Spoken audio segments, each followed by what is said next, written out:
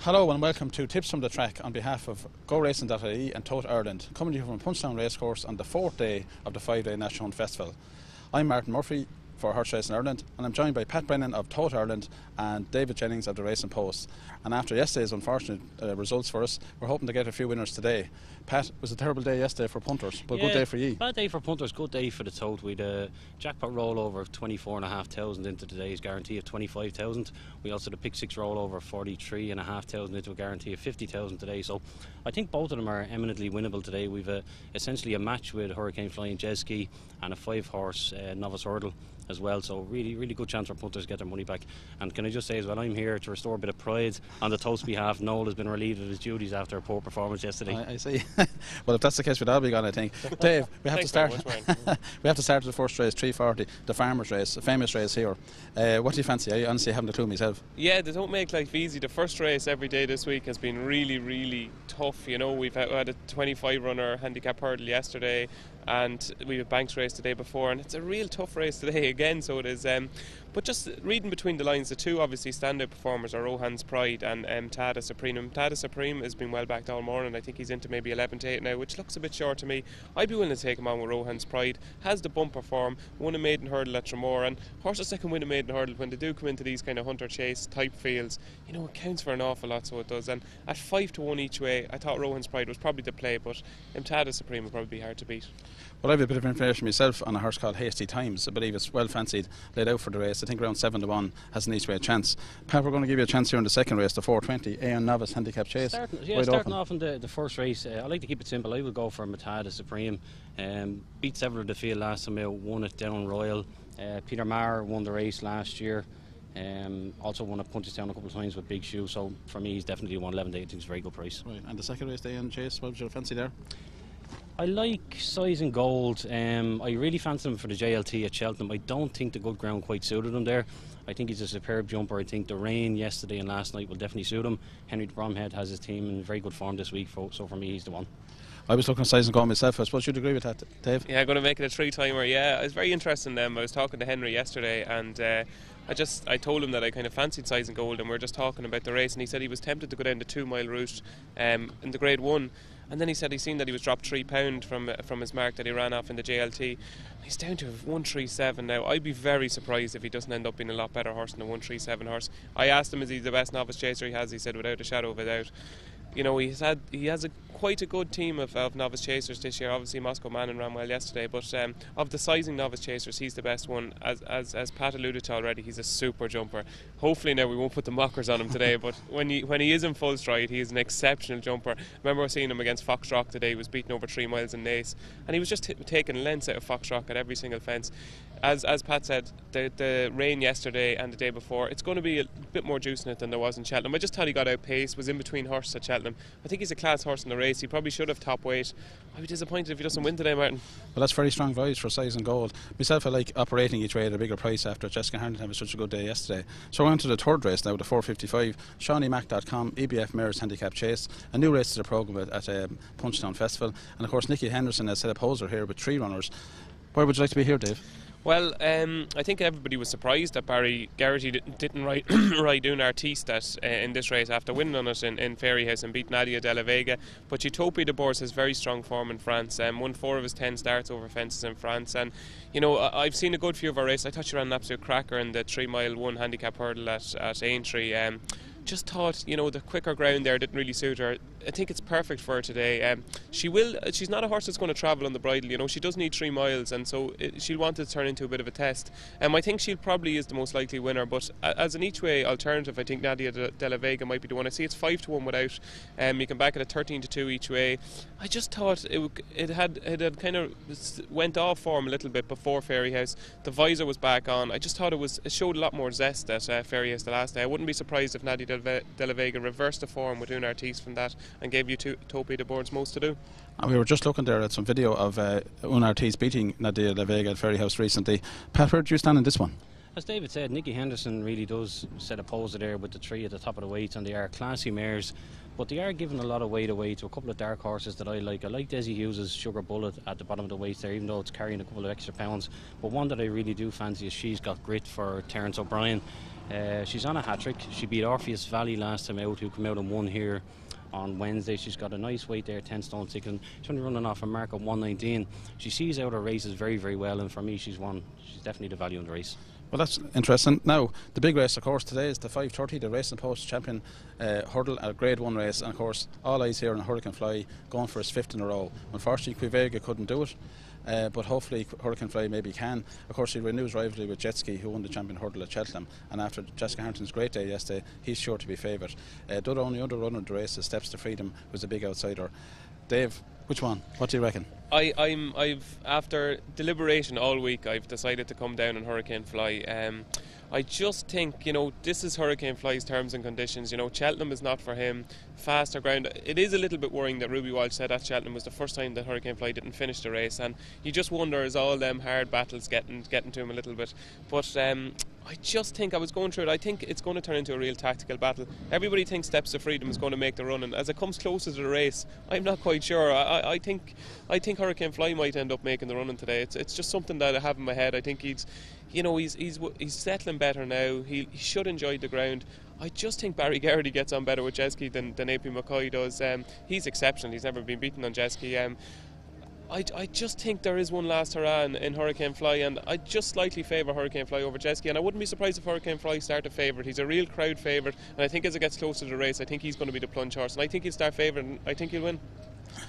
Well, Dave, that's interesting. Which side of the fence are you for you, Pat? No deliberating for me at all. I am Hurricane Fly all day long. Never thought Cheltenham was his track. He's an 8-time course and distance winner. He's a 19-time Grade 1 winner. I think, like David says, he may make the running, but even if it's a tactical affair, I'm all over Hurricane Fly. For me, he's a 4 to 7 shot. If he ends up even money or better, I think he's an absolute bet of the meeting. Well, I do think Hurricane Fly can just about win this. I think it'll come down to tactics. I love Ruby watching a tactical battle against Tony McCoy. Tony gave Jesse some odd rides early on in the season. It's only a 3-horse race. We're interested to see what way he rides him, and I just think Hurricane Fly just might have the edge today and hopefully win his 5th champion hurdle in a row here at Punchestown. On to then to the next race, the 6:05, Terrace All Ireland Champion Novice Hurdle, small field, probably the shortest price favourite of the day in Vautour. Very impressive winner at Cheltenham, and a lot of big punters will play into this one. Dave, you can't see him getting beat, can you? I can't. I think he's an exceptional horse. I think this is just a race to watch and just absolutely enjoy. This could be the real deal. We seen Faugheen the other day. In Willie Mullins' head, in Ruby Walsh's head, Vautour is ahead of Faugheen.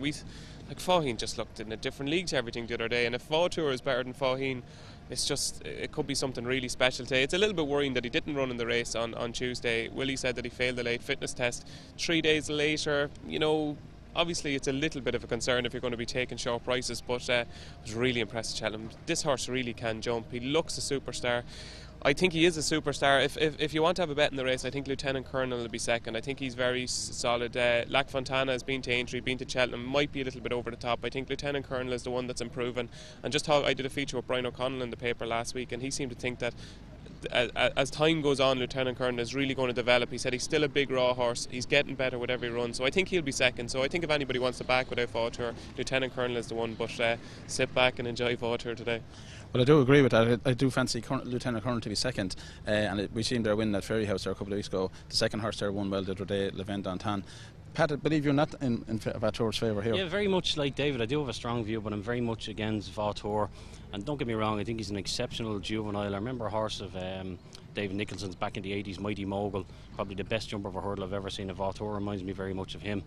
I followed him since he won in Navan. I had him back to big prices for the Supreme, but the thing that got me was here in February when he won at Punchestown. Just wasn't impressed with the way he covered the track, and I think it could be very much the same again today. Could be completely wrong. He could be a mile ahead of these. I do like Lieutenant Colonel at the prices, but definitely a 1 to 3 or 2 to 7 I would be laying Vautour all day. Interesting toss there from Pat. On to the 6th race now, and of course this is a conditions hurdle. The star best for racing novice coverage novice hurdle at 6:40. Arctic Fire is the one I have to say will take all the beating here for me. Second in the county hurdle, unfortunately a bit expensive for me on that occasion. Dave, would you think he'd win here? Yeah, I think he's by far the best horse in the race, and he looks an absolute standout. So he does. Like if he had been chalked up and maybe 1 to 2, I wouldn't have been one bit surprised. He's 4 to 5 best price. The only worry I have is that there mightn't be that much early pace. The only Indian File is in the race, so he might make the run in for Arctic Fire. But Arctic Fire's form is rock solid. Like, if you go through it, grade 1 form, top handicap form, it seems to come alike to him. You know, he's a really likeable type. It's hard to believe he's only won one race over hurdles. That's why he gets into the race today. I think he would have won at Gorham Park early in the year, but only for he slipped up in between the last two. I think he will win. I really do. I think of the alternatives, you know, there's a lot of short prices today, so you're going to have to kind of look outside the box for, you know, trying to make a few quid. I think Double Irish will certainly be in the first three. He probably needs a little bit further than 2 miles, but I thought he ran quite well the last day. He's a real exuberant horse. He travels real well in his races. I think if he gets into a nice rhythm early and Danny gets him settled, I think he might be second to Arctic Fire, but you can back him each way 12-1. I think that's probably the way forward. Well, I'd be interested in a horse here myself, an English horse called Gaston Golf. I might back him to be second. He was actually second in the race last year, and I know he's fairly well fancied from the English, but he has a bit to find with Arctic Fire. What way were you looking at this one, Pat? I can't see past Arctic Fire. He's by far the best form in the book. He's probably 12 or 14 pound in hand of everything else in the race. If it were a handicap, he'd be giving away a ton of weight. For me, he should be long odds on again. Anything around 4 to 5 or evens, super bet. Okay, now on to the 7:10. Now, Dave, you've been doing very well in bumpers this week, so I'm happily going to hand over to you on this one. It's the ITBA Filly Scheme Premier Bumper.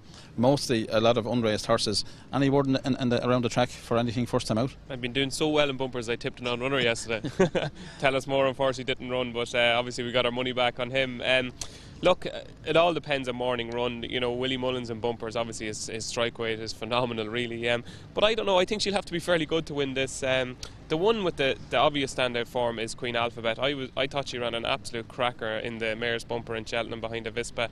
You know, she's only had the 4 runs, but she seems to be progressive, and you know, she ran against Wicklow Brave. She beat No Cash Flow of Henry de Bromheads. It's strong form going into this race. I have a feeling that Peter Fahey has penciled in, you know, Aintree and then on to Punchestown. I think she's got the best form in the race. It's just a case you're taking a chance because you just don't know how good the Willie Mullins horse is going to be. But I think it's a respectable mark that Queen Alphabet has set, and I think Willie's will have to be fairly good to beat Queen Alphabet. So I'd go for form over potential, and I'm going to go for Queen Alphabet. Well, you certainly convinced me there, Dave. I'd be interested in Queen Alphabet myself. I thought he ran very well, or she ran very well at Aintree, in each way bet there with Dave Russell on board. How ran very well, finishing 4th. Pat, you any opinion on this one? Not a race I'd want to get too heavily involved in. I'm not a great man for the bumpers. If I was forced to have a few bob, I'd probably have a few quid on Roger Brookhouse's horse. Montana Bell won a Newbury Fillies bumper for John Butler and could be a decent price, 7 or 8-1. Okay, so if we're all still having a few quid as we come to the last race, the 7:45 is the Donoghue Marquis Champion Hunters Chase. Looks really a bit of a match here, I think, between Warren and On the Fringe. And over the trip of 3 mile 1, I certainly would favour On the Fringe. How about you, Dave? Yeah, I'd agree with you, Martin. I think this is made for On the Fringe. I think he's already proven that he loves Punchestown. You know, a little bit more juice in the ground, I think, will be a huge help.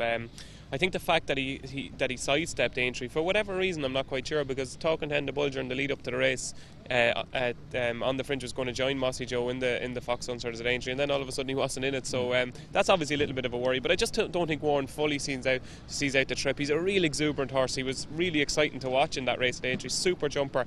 But I just think if Nina can get onto the tail of Warren through the early stages, I think On the Fringe, this is the day for On the Fringe, and I see it's been very well backed. It was 2-1 first show. It's into no better than 6-4 now, so the money is down. I think On the Fringe will send punters home happy on Ladies' Day. And Pat, last word for yourself? I don't know. Definitely it is a 2-horse race. I think On the Fringe is one of those horses that this is his day again, and the money's been down several times where he hasn't delivered. I think Warren has improved no end this season.